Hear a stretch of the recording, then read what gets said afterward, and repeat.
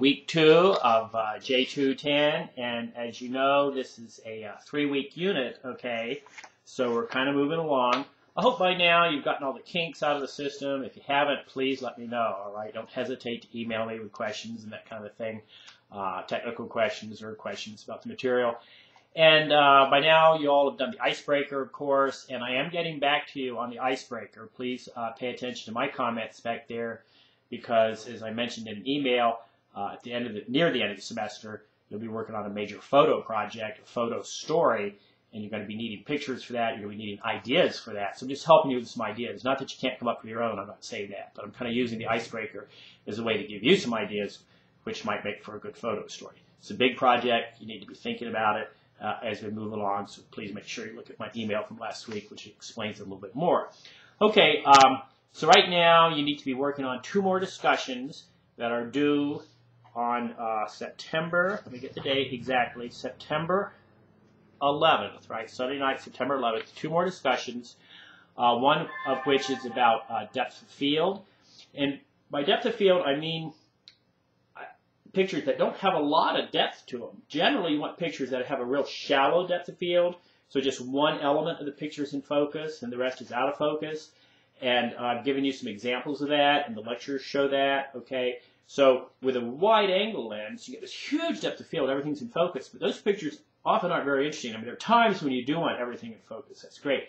But other times you want this kind of narrow depth of field, which is just like somebody's face is in focus, or just one element of the picture is in focus, and the rest is slightly out of focus, because that pushes your eye to the central theme of the picture, the one part that's in focus, okay?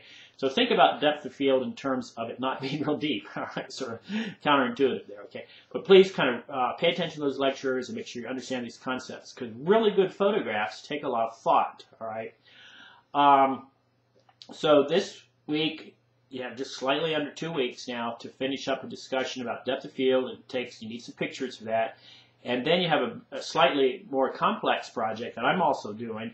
Item 6.2 is one about lighting. And the point there is I'm trying to point out to you that light is different at different times of day.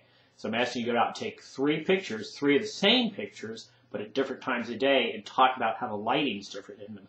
And I'm working on that too, so I'll be able to show you some examples. Okay. So, and then of course we always have the composition issues. I have 6.3. Did I say 2 discussions? I meant 3 discussions that you're working on over the next 2 weeks. 3 major discussions that require you to go out and take some pictures, okay?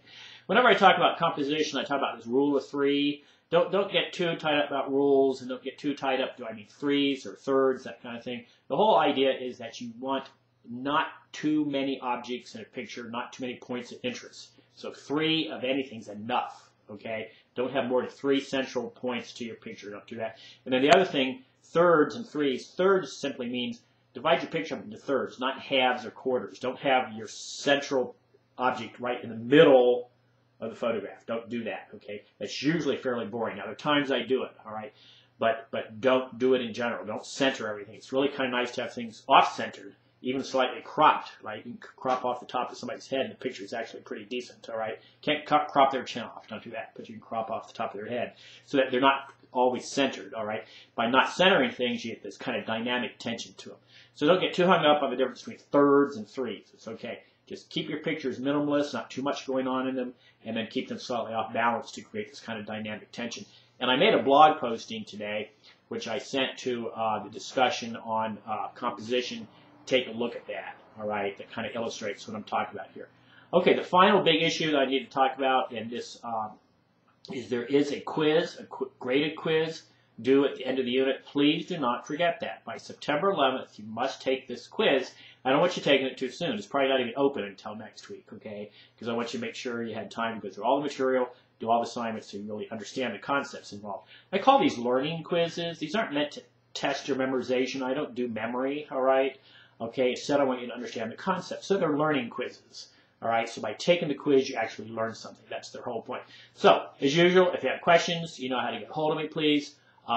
Please read through the material. Please make sure you're on top of discussions. Don't forget, it takes a total of 4 posts, 4 replies to each discussion to get a 100. Okay, nice talking to you this morning.